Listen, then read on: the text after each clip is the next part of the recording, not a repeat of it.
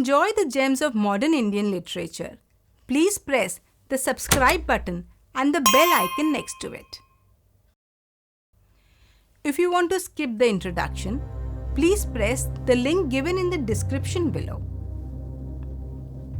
Amritsar Aa by Bhishma Sahani is set on the heels of partition and captures the unfolding events as witnessed by the people in the train heading towards Delhi from Pakistan. The passengers in the compartment are ordinary people caught in extraordinary situations, neither of their doing nor of their will. The author, right from the very beginning, tells us that he is traveling to Delhi to attend the Independence Day celebration of the newly born sovereign, secular, democratic Republic of India. In Men Without Women, Hemingway's world appears something like this. Women are ancillary to men to events, and events to philosophies. The treatment meted out to the women drives the action forward in the story. But what philosophies were driving India to rip itself apart in the frenzy of communal hatred, which even continues to do so even today? We take secularism and communalism for granted. But to understand how we came to see it and to experience the events described in the story, one has to revisit the French Revolution, which is seen as the only true revolution, and all other revolutions following it are seen as an ugly and a heinous mimicry of it.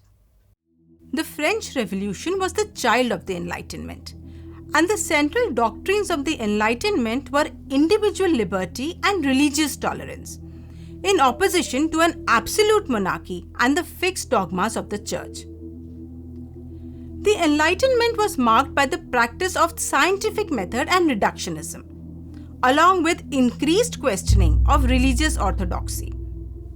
It challenged the legal and moral foundations of the society with the idea that each person was born with natural rights, and it is their sacred duty to come together and form a government that would then protect those rights. Even as the French Revolution was raging, we see women demanding equal rights and black slaves wresting freedom from the French revolutionaries who hesitated to act on their own principles.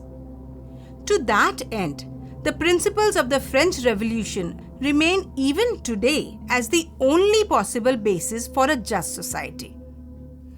But it was not enlightened thought nor moral and ethical questions, but a conflict between legitimate and illegitimate rights that triggered the revolution. At the heart of the unrest was the inclusion of natural children in the social body of citizens, granting new rights to illegitimate children, and demanded that citizenship should be considered a dignity independent of the conditions of birth. The target since the very start was seizing power from the dominance of genealogical heritage to a collective of the bastard, and it is through the revolution that the illegitimate legitimized itself. In Dostoevsky's The Brothers Karamazov, it is the illegitimate son that murders his father and not the legitimate sons. Stalin in his last days would read this novel 5 times. Nevertheless, the revolution unleashed legal reforms, political and economic disruptions. A new political culture appeared to be redefining the relationship among individual, family, and state. Family reforms grew more ambitious as the citizens took to the court to negotiate on new family practices and flooded the legislature with petitions on family matters. At the same time, revolutionary culture encouraged French men and women to transform their homes into sites of patriotic regeneration and to educate their children in the principles of citizenship. In the Revolutionary Council meetings, women attendance outnumbered their male counterpart by a factor of 2. Their political presence was overwhelming, and for the first time, they demanded that their work be seen in economic terms, and their activities such as raising children, cooking food, buying goods, selling food, or paying taxes seen as serving society, and demanded that as mothers of revolutionaries, the state must pass favorable regulations by granting them citizen rights equal to that of men, and insisted that their daily activity should be looked upon as useful work, as labor rather than as gender. But the revolution also had its dark side. For the leaders of French Revolution, enlightened democracy could only survive if it is protected from the threat it faced from the inside and outside of France, and that citizens have to realize that the republic, based on the principles of liberty, equality, fraternity, is above personal friendship, and those who resisted the government, even those who happen to be our closest friends and relations, should be declared tyrants, fighting against the virtue and honor of the new republic. They argued that the republic was so new and unique in the history of mankind that we cannot rely on past wisdom for answers, and that terror and virtue were both necessary, as the government has to defend itself against conspirators, and to the enemies of the people it owes only death. Thousands were guillotined and sacrificed for its cause. So, like the author, we too are travelling with him and the others in a train that we call the Sovereign Secular Democratic Republic of India. In the start of the story, we see an old woman sitting by the window chanting her beads. 3 Pathans had occupied the upper berth, and they amused themselves by teasing the thin, frail Babu who sat next to the author. He looked like a government employee from Peshawar, and he would smile meekly at the Pathans at their taunts, and sometimes converse with them in Pashto. Across the author sat a jovial Sardar who bombarded him with questions. मेरे सामने बैठे सरदार जी मुझसे बार बार पूछ रहे थे कि पाकिस्तान बन जाने पर जिन्ना साहब बंबई में ही रहेंगे या पाकिस्तान जाकर बस जाएंगे, और मैं हर बार यही जवाब देता, बंबई क्यों छोड़ेंगे, पाकिस्तान आते जाते रहेंगे, बंबई छोड़ देने में क्या तुक है। लाहौर और गुरदासपुर के बारे में भी अनुमान लगाए जा रहे थे कि कौन सा शहर किस ओर जाएगा। मिल बैठने के ढंग में, गपशप में, हंसी मजाक में कोई विशेष अंतर नहीं आया था। कुछ लोग अपना घर छोड़ के जा रहे थे, जबकि अन्य लोग उनका मजाक उड़ा रहे थे। कोई नहीं जानता था कि कौन सा कदम ठीक होगा, कौन सा गलत। एक ओर पाकिस्तान बन जाने का जोश था, तो दूसरी ओर हिंदुस्तान के आज़ाद हो जाने का जोश। जगह जगह दंगे भी हो रहे थे और कौमे आज़ादी की तैयारियां भी चल रही थी। As the train crossed the Jhelum station, the Pathans opened their portfolio of food, containing boiled meat and naan rotis, which they also offered to the Babu.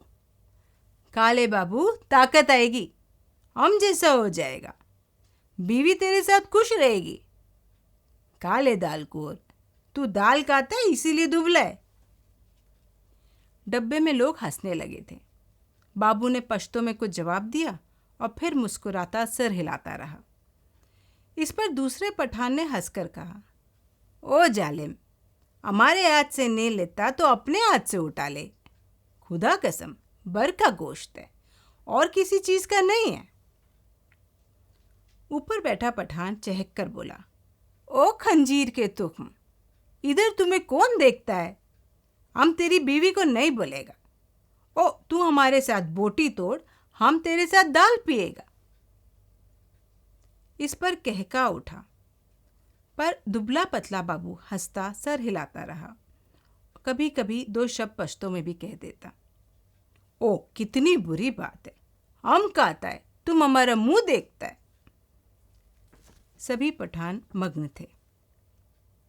ये इसलिए नहीं लेता है क्योंकि तुम लोगों ने हाथ नहीं धोए हैं, स्थूलकाय सरदार जी बोले और बोलते ही खिखी करने लगे। अधलेटी मुद्रा में बैठे सरदार जी की आधी तोंद सीट के नीचे लटक रही थी। तुम अभी सोकर उठे हो और उठते ही पोटली खोलकर खाने लग गए हो, इसलिए बाबूजी तुम्हारे हाथ से नहीं लेते, और कोई बात नहीं है। और सरदार जी ने मेरी ओर देखकर आंख मारी और फिर से खिखी करने लगे। मांस नहीं खाता है बाबू तो जाओ जनाना डब्बे में बैठो, इधर क्या करता है? फिर कहका उठा। As the train halted at Wazirabad, one passenger got down to fill his water bottle, when suddenly he looked at something. Petrified, he rushed back inside the train, shaking with fright. The author was observing him all this while, and he saw the other passengers also rush back inside the train. Within seconds, the busy platform was now empty. The author knew something is wrong. The mad rush of terror-struck faces, the quick shutting and bolting of the door, people standing on the roof of their houses, and an eerie silence were all indicators of riots. One man ran towards the door, with his wife and young teenage daughter running behind him trying to board the train. आ जाओ, तुम भी चढ़ जाओ, वो अपने पीछे किसी से कहे जा रहा था। तभी दरवाजे में एक पतली सूखी सी औरत नजर आई और उसके पीछे 16-17 बरस की सांवली सी एक लड़की अंदर आई। लोग अभी भी चिल्ला रहे थे। सरदार जी को कूल्हों के बल उठकर बैठना पड़ा। बंद करो जी दरवाजा, बिना पूछे चले आ रहे हैं, अपने बाप का घर समझ रखा है? तुम घुसने मत दो जी। क्या करते हो, धकेल दो पीछे। और लोग भी चिल्ला रहे थे। वह आदमी अपना सामान अंदर घसीटे जा रहा था और उसकी पत्नी और बेटी संडास के दरवाजे के साथ लगकर खड़ी थीं। और कोई डब्बा नहीं मिला, औरत जात को भी उठा लायो यहां पे। वह आदमी पसीने से तर था और हांफता हुआ सामान अंदर घसीटे जा रहा था। संदूक के बाद रस्सियों से बंधी खाट की पाटियां अंदर खींचने लगा। टिकट है जी मेरे पास, बेटिकट नहीं हूं मैं। लाचारी है, शहर में दंगा हो गया है, बड़ी मुश्किल से स्टेशन तक पहुंचा हूं। इस पर डब्बे में बैठे बहुत से लोग चुप हो गए, पर बर्थ पर बैठा पठान उचक कर बोला, निकल जाओ इधर से, देखता नहीं है इधर जगह नहीं है। और पठान ने आओ देखा न ताओ आगे बढ़कर ऊपर से ही उस मुसाफिर को लात जमा दी, पर लात उसके आदमी को लगने के बजाय उसकी पत्नी को लग गई और वह हाय हाय करती वहीं बैठ गई। उस आदमी के पास मुसाफिरों के साथ उलझने का वक्त नहीं था। वह बराबर अपना सामान अंदर घसीटे जा रहा था, पर डब्बे में मौन छा गया था। खाट की पाठियों के बाद बड़ी बड़ी गठरियां आईं। इस पर ऊपर बैठे पठान की सहन क्षमता चूक गई। निकालो इसे, कौन है ये? वह चिल्लाया। इस पर दूसरे पठान ने, जो नीचे की सीट पर बैठा था, उस आदमी का संदूक दरवाजे में से नीचे धकेल दिया, जहां लाल वर्दी वाला एक कुली खड़ा सामान अंदर पहुंचा रहा था। उसकी पत्नी के चोट लगने पर कुछ मुसाफिर चुप हो गए थे। केवल कोनों में बैठी बुढ़िया कुरलाई जा रही थी। ए नेक बख्तों, बैठने दो। आजा बेटी, तुम मेरे पास आजा, जैसे तैसे सफर कट जाएगा। छोड़ो भी जालिमो, बैठने दो। अभी आधा सामान ही आया था, सहसा गाड़ी सरकने लगी। छूट गया, सामान छूट गया, वह आदमी बदहवास होकर चिल्लाया। पिताजी, सामान छूट गया। संडास के दरवाजे पर खड़ी लड़की सिर से पांव तक कांप रही थी और चिल्लाए जा रही थी। उतरो, नीचे उतरो। वह आदमी हड़बड़ाकर चिल्लाया और आगे बढ़कर नीचे उतर गया। उसके पीछे उसकी व्याकुल बेटी और फिर उसकी पत्नी कलेजी को दोनों हाथों से दबाए हाय हाय करती नीचे उतर गई। बहुत बुरा किया तुम लोगों ने, बहुत बुरा किया, बुढ़िया ऊंची ऊंची आवाज में बोल रही थी। तुम्हारे दिल में दर्द मर गया है? छोटी सी बच्ची थी उसके साथ। बेरहमो, तुमने बहुत बुरा किया, धक्का देकर उतार दिया है उसे। गाड़ी सूने प्लेटफॉर्म को लांघती आगे बढ़ गई। डिब्बे में व्याकुल सी चुप्पी छा गई। बुढ़िया ने बोलना बंद कर दिया। पठानों का विरोध कर पाने की हिम्मत किसी में नहीं थी। तभी मेरे बगल में दुबले बाबू ने मेरे बाजू पर हाथ रखकर कहा, आग है, देखो आग है। गाड़ी प्लेटफॉर्म छोड़कर निकल आई थी और शहर पीछे छूट रहा था। तभी शहर की ओर से उठते धुएं के बादल और उनमें लपलपाती आग के शोले नजर आने लगे। दंगा हुआ है। स्टेशन पर भी लोग भाग रहे थे, कहीं दंगा हुआ है। शहर में आग लगी थी। बात डिब्बे भर के मुसाफिरों को पता चल गई थी और वे लपक लपक कर खिड़कियों में से आग का दृश्य देखने लगे। जब गाड़ी शहर छोड़कर आगे बढ़ गई तो डिब्बे में सन्नाटा छा गया। मैंने घूमकर डिब्बे के अंदर देखा। दुबले बाबू का चेहरा पीला पड़ गया था और माथे पर पसीने की परत किसी मुर्दे के माथे की तरह चमक रही थी। मुझे लगा जैसे अपनी अपनी जगह सभी बैठे मुसाफिरों ने अपने आसपास बैठे लोगों का जायजा ले लिया हो। सरदार जी उठकर मेरी सीट पर आ बैठे। नीचे वाली सीट पर पठान उठा और अपने 2 साथी पठानों के साथ ऊपर वाली बर्थ पे चला गया। यही क्रिया शायद रेलगाड़ी के अन्य डिब्बों में भी चल रही थी। डिब्बे में तनाव था। लोगों ने बतियाना बंद कर दिया। तीनों पठान ऊपर वाली बर्थ पर एक साथ बैठे चुपचाप नीचे की ओर देखे जा रहे थे। सभी मुसाफिरों की आंखें पहले से ज्यादा खुली खुली, ज्यादा शंकित सी लगी। यही स्थिति संभवतः गाड़ी में सभी डब्बों में व्याप्त हो रही थी। कौन सा स्टेशन है ये? किसी ने डिब्बे में पूछा। वजीराबाद, किसी ने उत्तर दिया। जवाब मिलने पर एक और प्रतिक्रिया हुई। पठानों के मन का तनाव फौरन ढीला पड़ गया, जबकि हिंदू सिख मुसाफिरों की चुप्पी और ज्यादा गहरी हो गई। The next station also carried with it the same eerie silence. There was not a soul on the platform, except one who offered water to the passengers and told them how the men were butchered and the women looted and raped. As the train moved forward, the author could hear the frenzy of the shutting windows one after another. And for some unknown reason, the thin, frail Babu suddenly got up and went and lay on the floor between the 2 berths.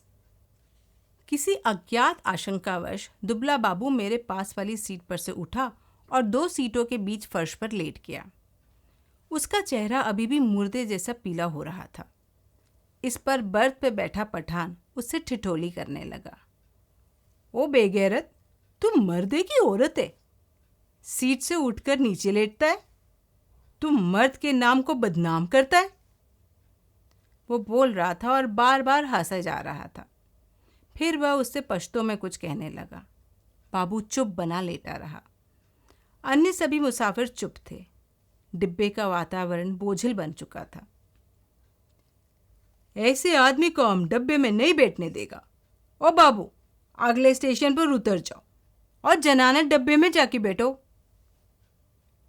मगर बाबू की हाजिर जवाबी अपने कंठ में सूख चुकी थी।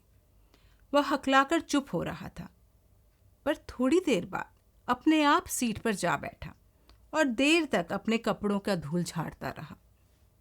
वो क्यों उठकर फर्श पर लेट गया था? As night fell, the initial gaiety with which the trip had begun was now enveloped with suspicion and anxiety. Every time the train slowed down, the passengers of the train looked at each other with uneasy qualm. Every jerk and every break raised their heartbeats. Only the Pathans slept peacefully. Suddenly, in the middle of the night, the thin, frail Babu looked out of the window and, to the surprise of all the co-passengers, shouted gleefully that they are now out of Harbanspur. ओ बाबू, चिल्लाता क्यों है? 10वीं वाला पठान चौंक कर बोला। इधर उतरेगा तुम? जंजीर खींचू? और खिखी करके हंस दिया। जाहिर है वह हरबंसपुरा की स्थिति से अथवा उसके नाम से अनभिज्ञ था। बाबू ने कोई उत्तर नहीं दिया, केवल सिर हिला दिया और एक आध बार पठान की ओर देखकर फिर खिड़की के बाहर झांकने लगा। डिब्बे में मौन छा गया था। तभी इंजन की ने सीटी दी और उसकी एक रस रफ्तार टूट गई। थोड़ी ही देर बाद खटाक का सा शब्द भी हुआ। शायद गाड़ी ने लाइन बदली थी। बाबू ने झांक कर उस दिशा में वो देखा जिस दिशा में गाड़ी बढ़ी जा रही थी। शहर आ गया है, वो फिर ऊंची आवाज में चिल्लाया। अमृतसर आ गया है, उसने फिर से कहा और उछल कर खड़ा हो गया और ऊपर वाली बर्थ पर लेटे पठान को संबोधित करके चिल्लाया, ओ बे पठान के बच्चे, नीचे उतर, तेरी माँ की नीचे उतर, तेरे उस पठान बनाने वाले की तो मैं। बाबू चिल्लाने लगा और चीख चीख कर गालियां बकने लगा। तस्वीर वाले पठान ने करवट बदली और बाबू की ओर देखकर बोला, ओ क्या है बाबू, हमको कुछ बोला? बाबू को उत्तेजित देखकर अन्य मुसाफिर भी उठ बैठे। नीचे उतर, तेरी मैं। हिंदू औरत को लात मारता है, हरामजादे, तेरी उस। ओ बाबू, बकबक नहीं करो।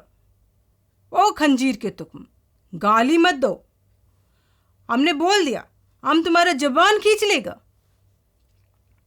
गाली देता है मादर, बाबू चिल्लाया और उछल कर सीट पर चढ़ गया। वह सर से पांव तक कांप रहा था। बस बस, सरदार जी बोले, ये लड़ने की जगह नहीं है, आराम से बैठो, थोड़ी देर का सफर बाकी है। तेरी मैं लात ना तोड़ू तो कहना, गाड़ी तेरे बाप की है, बाबू चिल्लाया।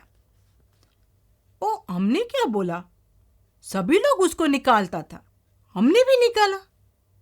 ये इधर हमको गाली देता है, हम इसका जबान खींच लेगा। बुढ़िया बीच में फिर बोल उठी, बेजीन जोगियो, आराम नल बैठो और अब दे बंदो, कुछ होश करो।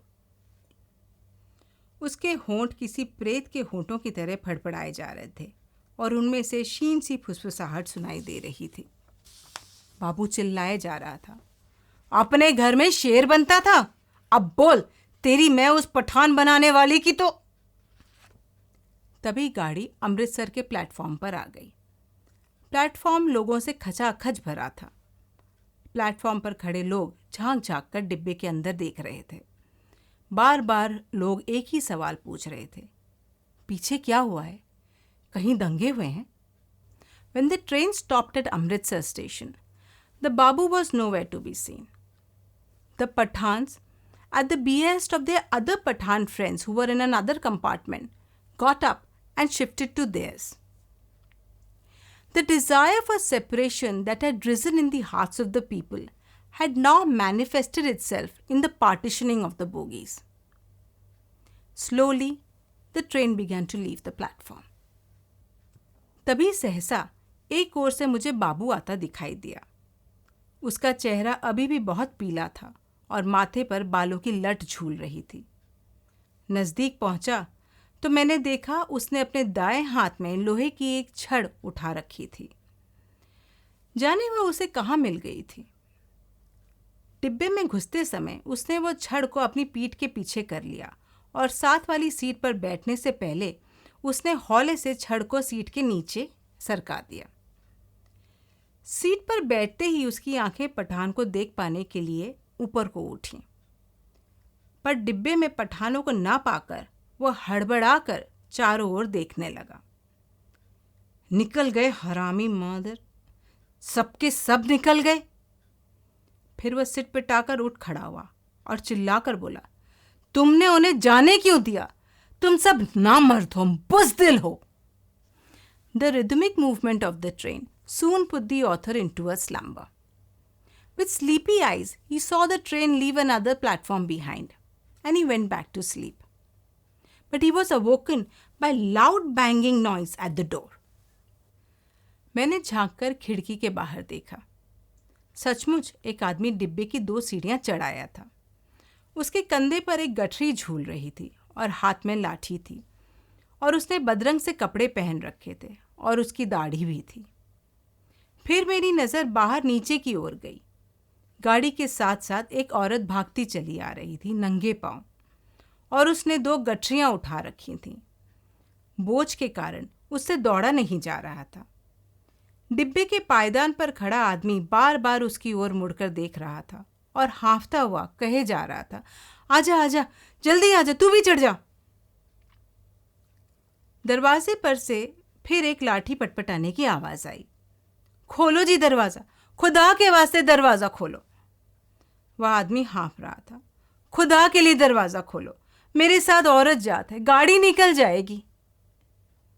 सहसा मैंने देखा बाबू हड़बड़ाकर उठा और दरवाजे के पास जाकर दरवाजे में लगी खिड़की से मुंह निकालकर बोला, कौन है?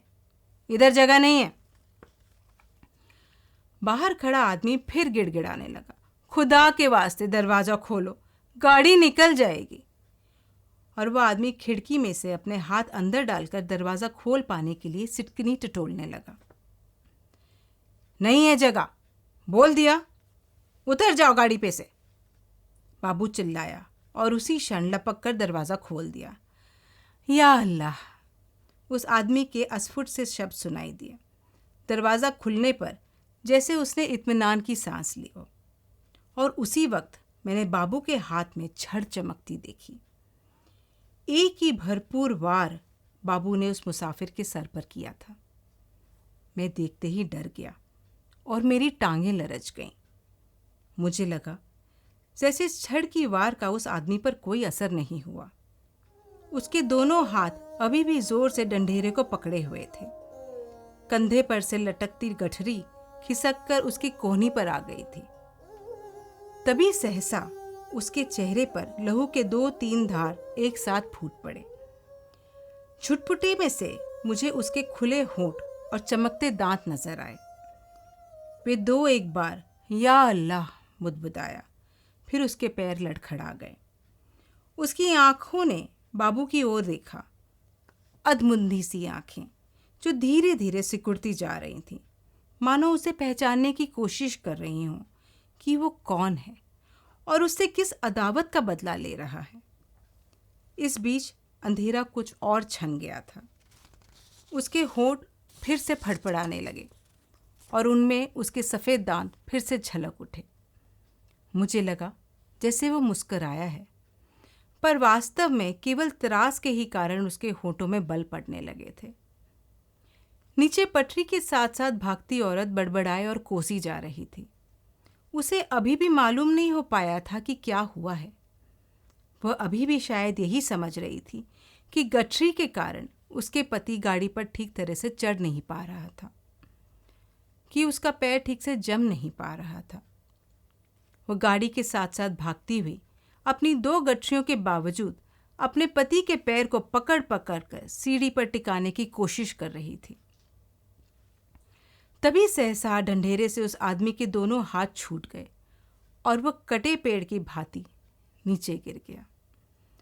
और उसके गिरते ही औरत का भागना बंद हो गया, मानो दोनों का सफर एक साथ ही खत्म हो गया हो।